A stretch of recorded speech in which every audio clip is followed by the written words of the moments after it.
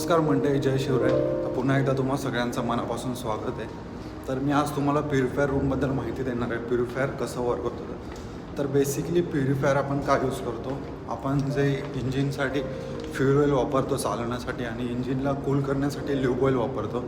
तर ते ऑइल इंजिनला पाठवण्याआधी आपण प्युरिफायर करतो. म्हणजे त्यामध्ये जो कचरा वगैरे असेल तो आपण त्याला साफ करतो. त्यासाठी प्युरिफायर हे अत्यंत महत्त्वाचं आहे. ल्यूब ऑइल म्हटलं तर आपण ल्यूब ऑइल एकदा इंजिनला पाठवलं, कूल केलं, परत ते प्युरिफायरमध्ये, म्हणजे ही सायकल अशी कंटिन्यू रिपीट होते. तेच ल्यूब ऑइल आपण परत इंजिनला वापरतो. मग त्यासाठी प्युरिफायर करतो प्रत्येक वेळी ते. म्हणून प्युरिफायर अत्यंत महत्त्वाचा भाग आहे. जर प्युरिफायर चाललं नाही तर इंजिन बंद, कारण की इंजिनला फ्युल ऑइल सप्लायच होणार नाही. म्हणून प्युरिफायर अत्यंत महत्त्वाचं आहे. म्हणून मी तुम्हाला आज प्युरिफायर रूम दाखवणार आहे, प्रत्येक गोष्ट सांगणार आहे. तर फोर्थ इंजिन हा रिस्पॉन्सिबल असतो. कोणत्या ॲक्टिव्हिटीज असतात, रोज डेलीमध्ये काय काय चेक केलं जातं, इन्स्पेक्शन रूटीन सगळं मी तुम्हाला आज सांगणार आहे. चला तर मग. प्युरिफायर तर आपण इंजिनमध्ये जे फ्युल ऑइल वापरतो, ल्यूब ऑइल वापरतो, तर त्या तेलाला शुद्ध करण्याचं काम हे प्युरिफायर करतं. प्युरिफायरमधून ते तेल आपण इंजिनला पाठवतो, त्यामुळे आपलं इंजिन चालतं.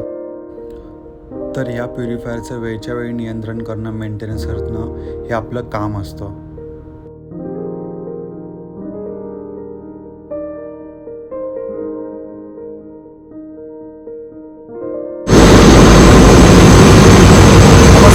जय शिवराय. तर पुन्हा एकदा तुम्हा सगळ्यांचं मनापासून स्वागत आहे. तर आजच्या व्हिडिओमध्ये मी तुम्हाला दाखवणार आहे प्युरिफायर रूम. दिसत आहेत हे सगळे प्युरिफायर आहेत. तर मी आज तुम्हाला सांगणार आहे की हे कसं वर्क होतं, प्युरिफायर का असतं, काय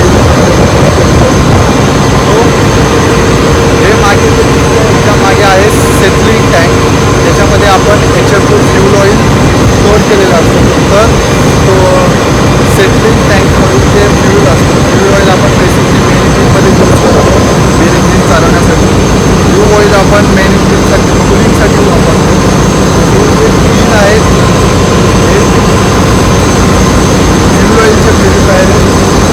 फ्यूल ऑइलसाठी हे प्युरिफायर वापरले जातात.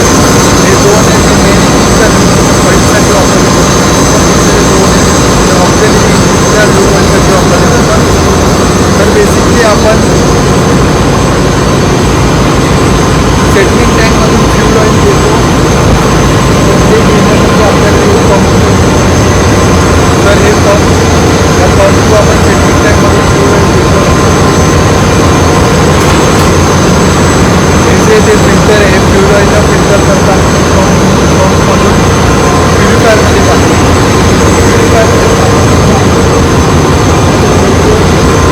हे हिटर आहेत, हे ऑइलला हीट करतात एका टेम्परेचरपर्यंत. कारण की जर आपण ऑइल हीट केलं नाही तर ते हीट प्युरिफायर होत नाही. त्यासाठी आपल्याकडे हिटर आहे. हिटरमधून प्युरिफायर होऊन हे ऑइल पाठवलं जातं प्युरिफायर.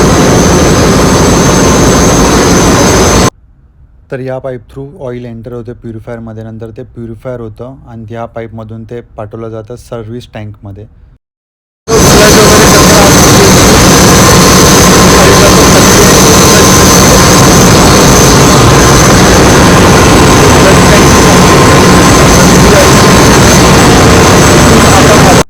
तर इथून आपण प्युरिफायर स्टार्ट स्टॉप करू शकतो. इकडे सर्व टेम्परेचर वगैरे, सर्व अलार्म्स वगैरे या पॅनलवर दिसतात.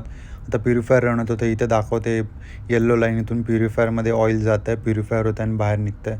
खालची जी लाईन आहे ही डिस्लजच्या टाईमला ती ब्लिंक होते, ती डायरेक्ट डिस्लजिंग होते. तर अशा प्रकारे पॅनल्स असतात. इथून आपण ऑन ऑफ सर्व करू शकतो. सर्व माहिती इथे आपल्याला समजते. असे प्रत्येक प्युरिफायरचे वेगवेगळे पॅनल्स आहेत. हे हीटर्स आहेत. हे इकडे ल्यूब ऑइलचे हीटर्स आहेत. हे ल्यूब ऑइलचे प्युरिफायर आहेत.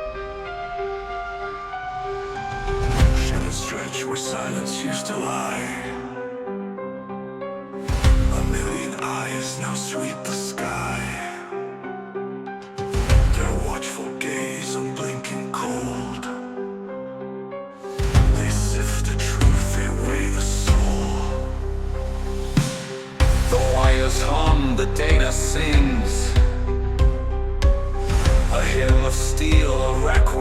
तर पंपसाठी आणि प्युरिफायरसाठी हा पॅनल दिला आहे स्टार्ट आणि स्टॉप करण्यासाठी. ह्याच्यामध्ये आपल्याला रनिंग आवर्स किती झालेत, किती कंप्लीट आहेत हे समजतं. ॲम्पियर वगैरे समजतं.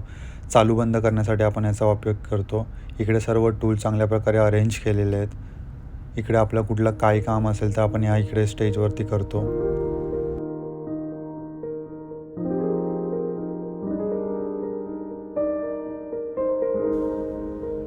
तर हे आहेत फ्यूल ऑइलचे सर्क्युलेटिंग पंप. फ्यूल ऑइलला सर्क्युलेट करण्याचं काम हे करतात. तर आणि हे आहे इकडे हीट एक्सचेंजर. पण जेव्हा आपण सिस्टीममध्ये डिझेल ऑइल वापरतो तर त्याला थंड करण्याचं काम हे हीट एक्सचेंजर करतात. ह्याच्यामधून फ्रेश वॉटर येतं, ते त्याला थंड करतं आणि तिकडून पुढे पाठवलं जातं. त्यामुळे असंच थंड करून हे सिस्टीमला पाठवलं जातं.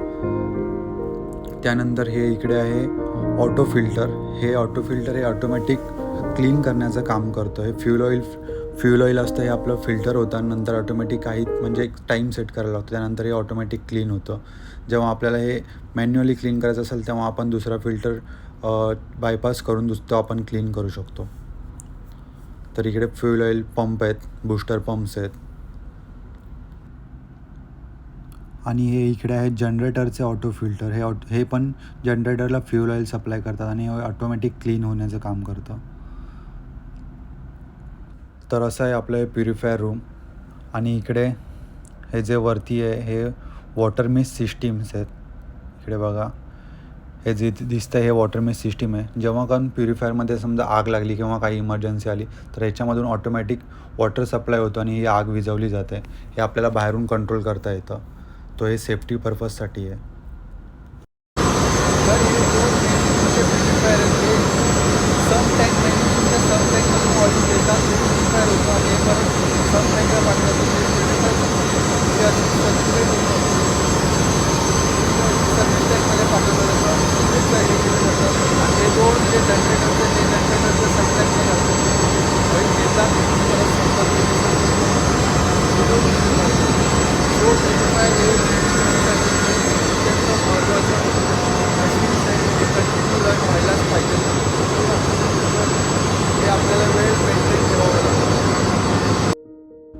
तर असं हे आपलं प्युरिफायर रूम. तर यामध्ये आपल्याला रोज जेव्हा आपली वॉच असते तेव्हा आपल्याला प्युरिफायरचा राऊंड घ्यावा लागतो. कुठे लिकेज आहे काय हे सगळं बघावं लागतं. टेम्परेचर वाढतं आहे कमी होतं तर ते आपल्याला ॲडजस्ट करावं लागतं. तर या प्रत्येक गोष्टी आपल्याला ऑब्झर्व करायला लागतात. मेंटेनन्स असतं तेव्हा मेंटेनन्स करायचं. काही वेळेनंतर मेंटेनन्स ते करावं लागतं.